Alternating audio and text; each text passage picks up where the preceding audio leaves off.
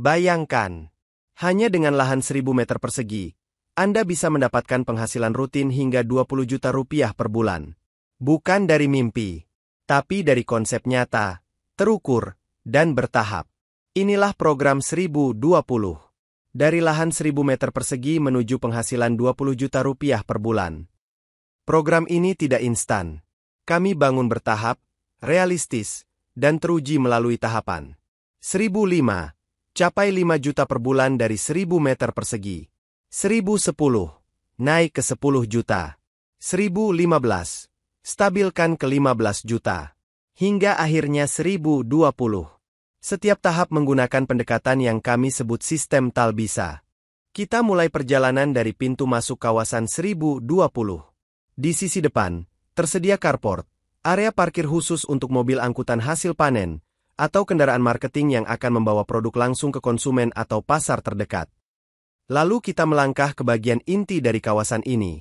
Sebuah rumah mungil, sederhana, namun bernilai tinggi. Dirancang dengan arsitektur alami, rumah ini bukan sekadar tempat tinggal, tapi menjadi pusat kesadaran dan fokus pemilik agar konsisten menjalankan sistem 1020.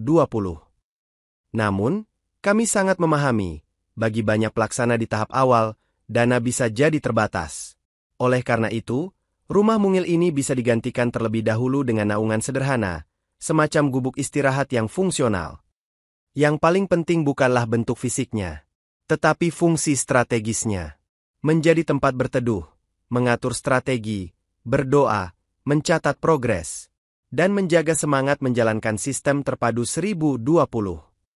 Semua dimulai dari langkah pertama, pintu masuk, carport, dan sebuah tempat tinggal atau naungan fokus.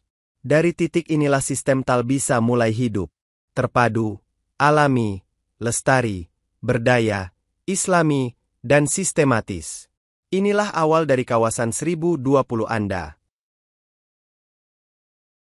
Kita lanjutkan langkah menuju jantung produktivitas sistem 1020. Zona kolam ikan. Sebagai inti dari konsep pertanian terpadu berbasis aquaculture. Kolam ikan di sini tidak hanya untuk budidaya, tapi menjadi pusat sirkulasi nutrisi dan energi kehidupan. Terdapat 3 kolam utama yang didesain terpadu dan fungsional. Disinilah ikan-ikan dibudidayakan secara intensif namun alami, tanpa pakan pabrik, melainkan didukung oleh produksi azolla, tanaman air super yang kaya protein. Azolla ditanam dalam floating box, kerangka mengapung yang menjaga azolla tetap tumbuh cepat tanpa mengganggu aktivitas ikan. Setiap hari, azolla dipanen untuk pakan tambahan, menjadikan sistem ini lebih hemat, alami, dan berkelanjutan. Di pinggir kolam, kita maksimalkan ruang dengan aquaponik tumpang sari. Disinilah air kolam, yang kaya nutrisi dari sisa metabolisme ikan, dialirkan ke tanaman sayur cepat panen seperti kangkung, bayam, sawi, dan selada. Tanaman-tanaman ini hanya butuh waktu sekitar 3-4 minggu untuk panen. Artinya, dari zona ini Anda bisa mendapatkan penghasilan harian atau mingguan secara terus-menerus. Inilah sistem yang terintegrasi secara alami. Ikan, azolla, dan sayuran saling menunjang satu sama lain. Ketiga kolam yang kita lihat ini, ditanami ikan lele. Komoditas unggulan dalam sistem 1020 karena pertumbuhannya yang cepat dan permintaan pasar yang stabil. Lele dipilih karena memiliki masa panen hanya sekitar 3 bulan, sehingga bisa dikelola secara rotasi. Kolam 1 panen bulan pertama, kolam 2 bulan kedua, kolam 3 bulan ketiga, dan begitu seterusnya. Ini artinya, setiap bulan akan ada penghasilan pasti dari hasil panen ikan. Dengan sistem ini, kawasan kecil seluas 1000 meter sudah menghasilkan yaitu cash flow bulanan yang terukur dari kolam lele, dan harian dari sayuran aquaponik. Tak hanya 3 kolam utama untuk budidaya lele. Di ujung area peternakan air ini, terdapat 2 kolam khusus penunjang nutrisi. Kolam keempat ditujukan khusus untuk budidaya azolla, tanaman air yang dikenal sebagai pakan emas hijau. Dengan luasan sekitar 70 meter persegi, dan sistem pemeliharaan optimal, azolla mampu dipanen sebanyak 1-1,5 kg per meter per minggu, sehingga total hasilnya bisa mencapai 70-100 kg setiap minggu. Azolla inilah yang kemudian menjadi pakan hemat, alami, dan bergizi tinggi. Untuk ikan lele, unggas, dan bahkan ternak ruminansia. Ia mengurangi ketergantungan pada pakan pabrik, sekaligus mempercepat pertumbuhan secara sehat. Kolam kelima ditanami Wolffia, tumbuhan air mikroskopis yang disebut sebagai superfood tersembunyi dari air. Wolffia kaya protein, vitamin, dan antioksidan, menjadikannya pakan tambahan yang sangat ideal. Bukan hanya untuk ikan, tetapi juga untuk ayam, bebek, dan bahkan bisa diekstrak untuk konsumsi manusia. Melengkapi sistem pertanian terpadu 1020. Di sisi kiri kawasan ini kita temukan dua kolam pendukung penting, yakni kolam cacing sutra dan kolam keong sawah. Keduanya menjadi penyedia protein hewani segar dan murah, yang sangat dibutuhkan dalam sistem budidaya ikan dan ternak unggas. Kolam pertama digunakan untuk membudidayakan cacing sutra, atau dikenal juga dengan sebutan tubifax. Cacing sutra adalah sumber protein tinggi dan sangat disukai ikan pada fase benih, hingga pembesaran awal. Di kolam berikutnya dibudidayakan keong sawah, atau tutut, yang kaya protein dan kalsium. Keong ini bisa diperbanyak secara alami di kolam lumpur, dengan diberi dedaunan, bekatul, dan sisa organik rumah tangga. Setiap 10 meter kolam keong bisa menghasilkan hingga 15-25 kg per bulan, yang kemudian bisa digunakan sebagai pakan tambahan ikan, bebek, dan ayam. Ini menghemat biaya pakan sekaligus menambah kualitas nutrisi. Mari kita kembali ke sisi kanan depan kawasan. Disinilah kita letakkan kandang kambing kapasitas 10 ekor, dan kandang sapi untuk 1 ekor indukan. Walau tampak sederhana, namun keduanya memegang peranan strategis dalam sistem terpadu 1020. Tujuan utama dari keberadaan ternak ini bukan untuk skala peternakan komersial, melainkan sebagai sumber ketersediaan pupuk kandang organik, yang sangat dibutuhkan oleh kebun, tanaman sayur, buah, dan bahkan media cacing. Kotoran kambing dan sapi difermentasi untuk menghasilkan pupuk padat dan cair, sekaligus menjadi media tumbuh terbaik bagi cacing tanah dan cacing sutra. Kombinasi kotoran dan limbah hijauan menciptakan pakan alami yang murah, kaya protein dan sangat disukai oleh cacing.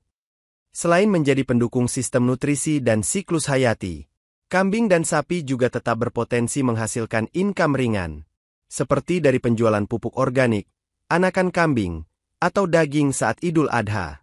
Ini adalah model berdaya kecil tapi berdampak.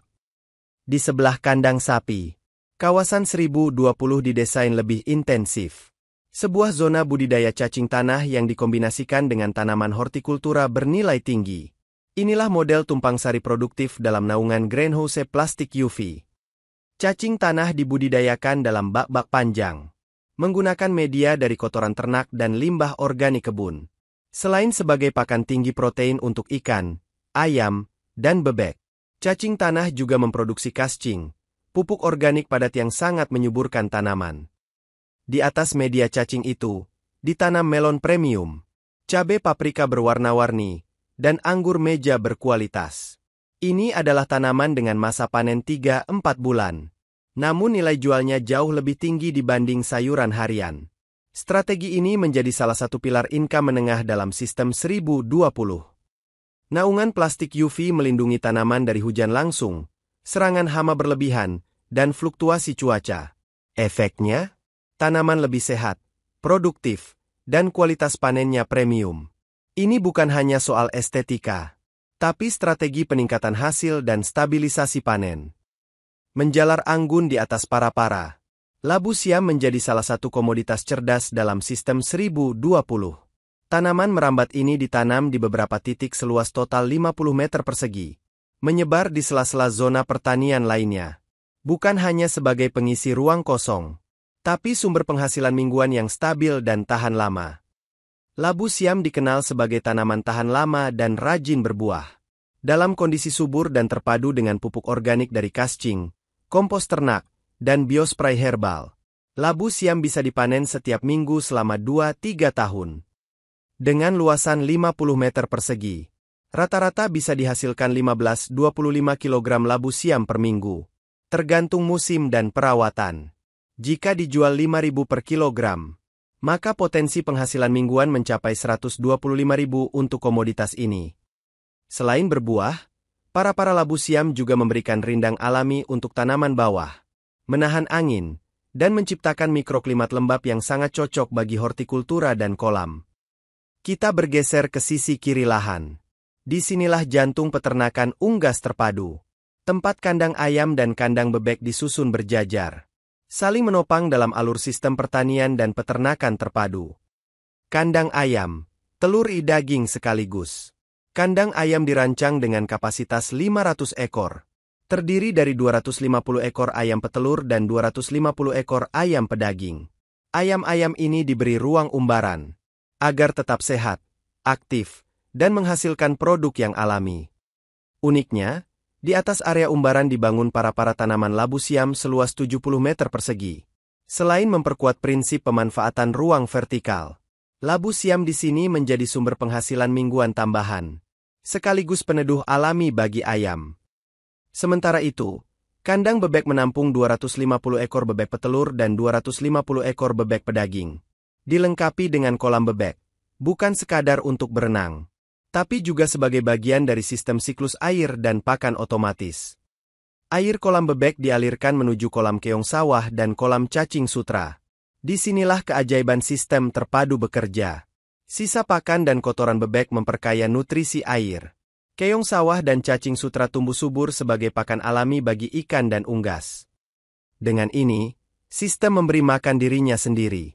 Tanpa beli pelet mahal, tetap tumbuh optimal. Dari sini, kita melihat potensi income yang berlapis dan berulang. Ayam petelur, produksi telur harian. Ayam pedaging, panen 2-3 bulan. Bebek petelur, panen telur itik tiap hari. Bebek pedaging, panen 2-3 bulan. Labu siam umbaran, panen mingguan dari 70 meter persegi. Agar tidak ada ruang yang sia-sia, seluruh perimeter lahan 1000 meter persegi ini ditanami pohon pepaya sebanyak 100 batang, membentuk pagar hidup sekaligus penghasil buah harian. Potensi hasil tanaman pepaya. Asumsi. Jenis pepaya, California atau Bangkok, umur produktif 2 tahun. Produksi, 1 buah per minggu per pohon. Harga pasar, 2.000-3.000 per buah. Hitungan, 100 pohon 1 buah per minggu 100 buah per minggu. 100 buah 2.500, rata-rata 250.000 per minggu. Dalam 1 tahun, 52 minggu 250.000 52 13 juta per tahun. Dengan hanya memanfaatkan batas lahan, tanaman pepaya ini dapat menyumbang hingga 13 juta per tahun. Sebuah income pasif yang terus mengalir selama masa produktifnya. Demikianlah sistem Talbisa, sebuah konsep pertanian alami berbiaya rendah, yang dibangun dari prinsip kesederhanaan, keterpaduan, dan keberlanjutan.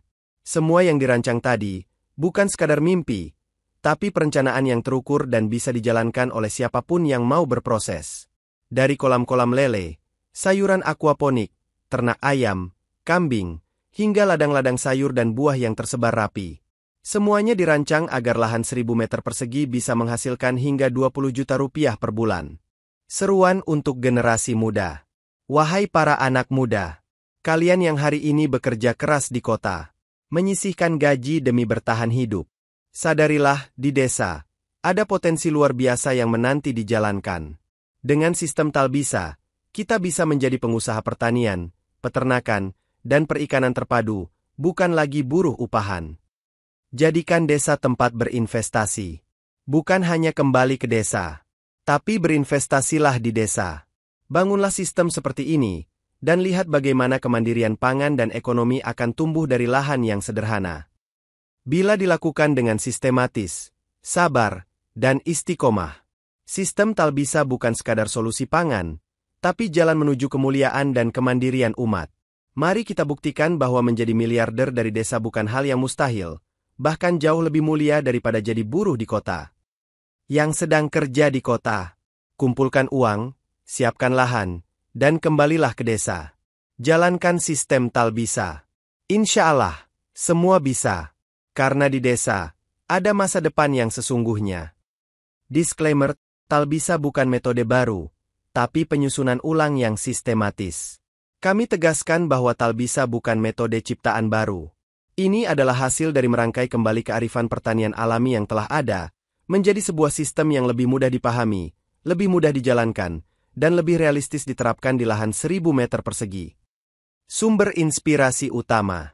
Metode ini merujuk dan menyusun ulang berbagai teori dan praktik para pegiat pertanian alami dan organik, di antaranya Pak Bayu Diningrat, tokoh pertanian alami yang mempopulerkan metode terpadu dan mandiri berbasis desa. Filosofi Jadam dari Korea Selatan, yang menekankan pertanian mandiri tanpa ketergantungan. Dan berbagai pelaku lapangan serta petani hebat di berbagai penjuru Nusantara yang sudah puluhan tahun menjalankan pertanian berbasis hayati, rendah biaya, dan lestari. Tujuannya? Bukan untuk menciptakan sesuatu yang baru, tetapi untuk menyatukan inspirasi, mengemasnya menjadi sistematis, dan mempercepat replikasi di berbagai desa. Agar siapapun, baik yang masih pemula atau sudah lama berkecimpung, bisa langsung menjalankan pertanian alami terpadu dengan arah yang jelas dan hasil yang nyata. Penutup. Kami ucapkan terima kasih kepada para pelopor pertanian alami dan semua petani yang selama ini menjadi laboratorium hidup bagi sistem ini. Talbisa adalah milik kita semua. Sebuah gerakan, bukan sekadar program.